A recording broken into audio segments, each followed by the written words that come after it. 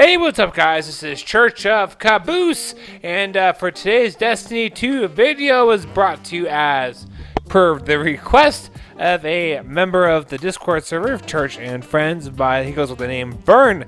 He's like, hey man, can you do a video about like ways to efficiently get armor with good old stat rolls and just good gear in general without having to do tons of quests and exotic pursuits, things of that nature. So I was like, hey, sure, I can absolutely cover. So this video is about how to get high stat rolled armor without having to pursue lots of quests or do activities that take a lot of time. So thank you to Vern for asking this question, which is a perfect segue into reminding y'all, if you would like to be in the Discord server, there is a link down below. If for whatever reason the invite does not work properly for you, please leave a comment in the comment section and I will get you a fresh one in case something wrong is going on.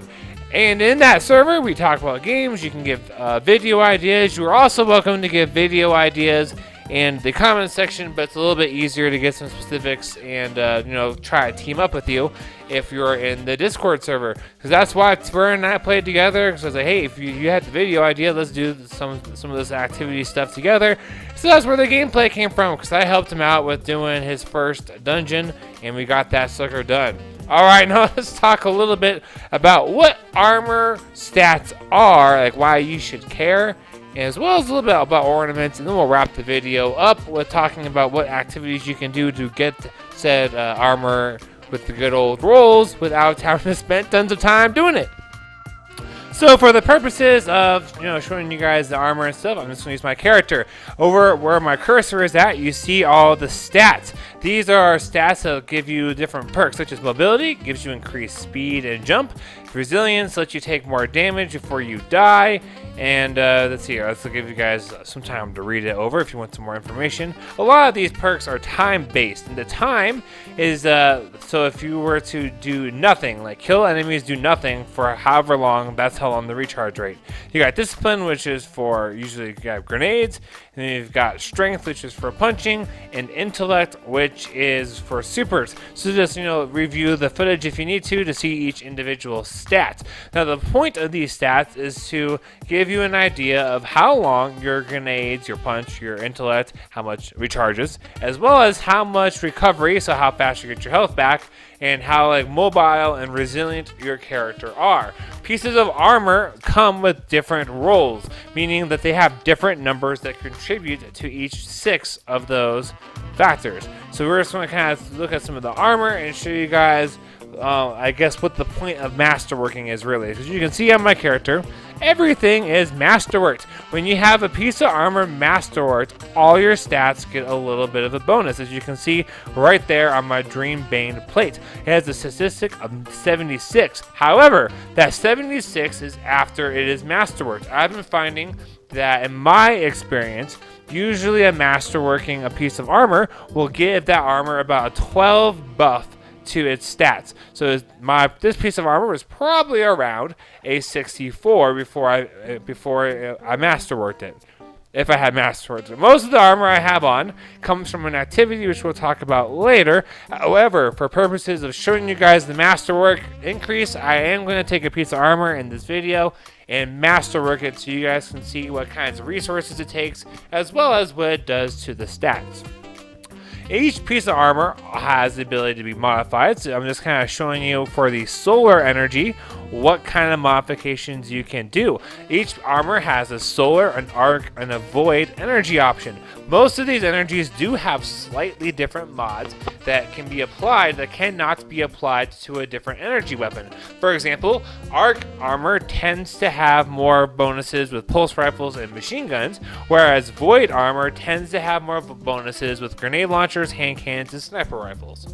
That's just kind of what I have been noticing. And if you do not have many mods, make sure you are going to Banshee and seeing if a mod being sold is one that you do not have. From my experience, you cannot buy a mod from Banshee unless you do not have it already. So you don't have to worry about buying duplicates. Once you buy a mod once, it is permanently unlocked. And then you also have the option of adding in a mod to increase your intellect, strength, discipline, recovery, resilience, and mobility. So that's one advantage of getting the stuff from Banshee, is because you can give yourselves little bonuses. So if you want to have more sweepers, maybe throw on some intellect mods. If you want to have more grenades, maybe throw on some more discipline mods. You guys kind of get what I'm going at. So let's just kind of show you guys right here. So when you masterwork a piece of armor, you get 10 plus energy. Each mod, including like the resilience and recovery, takes a set amount of energy, and so having masterworked armor is very useful because the maximum energy you can have is 10. And the more useful or more powerful a mod is, the more energy it takes. So far, the biggest mod energy I have seen is 5 or 6.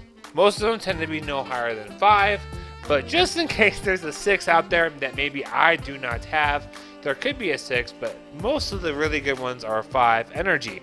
You are also able to combine various things and have perhaps like a 3, a 2, and a 5. So you just gotta be creative with math, and that's all you gotta do.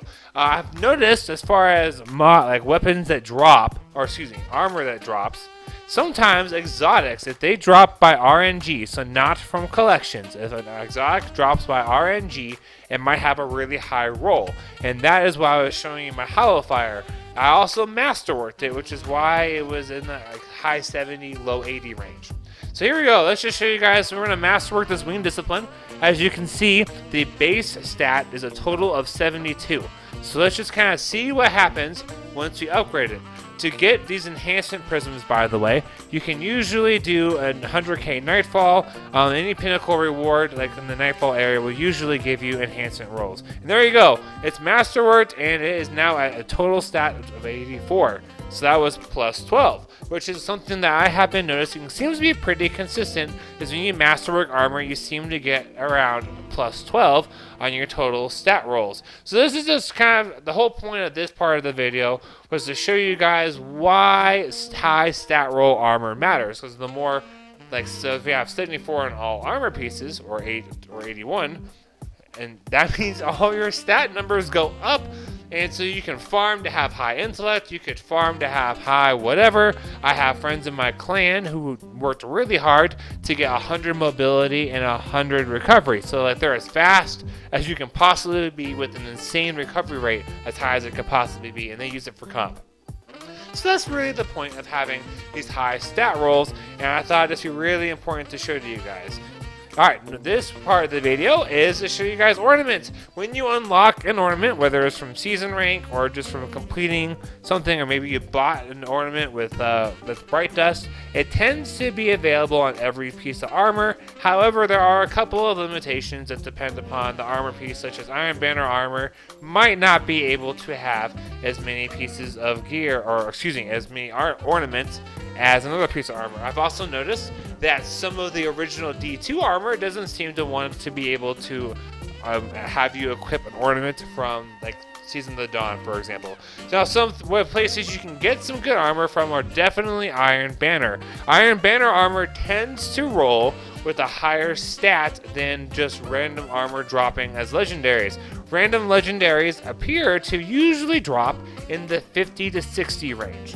Now, obviously, there are some exceptions, and a perfect example was my Wings of Discipline chest armor. That's a Crucible armor piece, and it came with a mid-70 stat roll. That's why I held on to it. I was like, oh my gosh, I've never had a legendary armor from such a commonplace activity drop that high.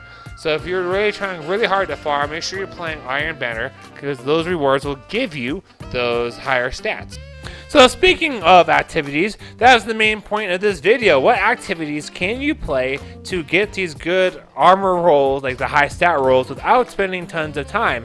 That there aren't really any exotic pursuits or quests you can do, so it's really reliant on activities. And there are definitely activities that give you better armor pieces with higher rolls than others. The best one is the new dungeon. However, you can only run it once a week on each character in order to get the reward I'm going to tell you about. Just want to say it up front in case someone was going to immediately log off and do this son of a gun 1,000 times in hopes of getting armor. You can only do this activity once a week per character, so you can do it 3 times up to 3 times for these rewards. Upon completing and beating that final boss, you get a masterwork piece of armor. It's guaranteed masterwork piece of armor.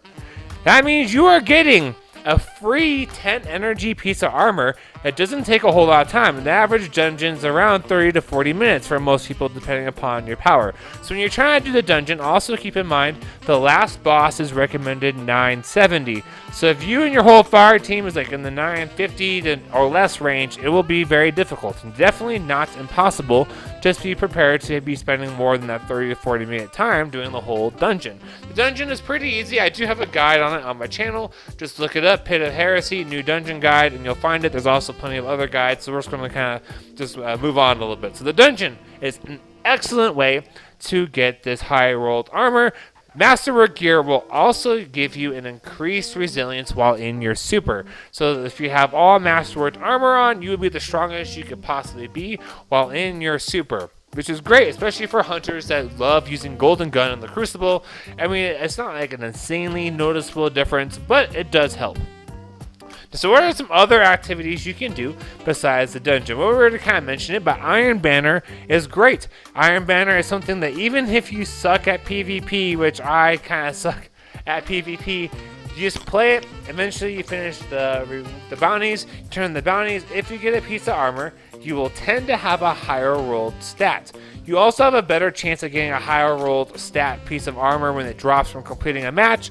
However, it doesn't seem to be as much of a chance as when you turn a bounty. So there you go.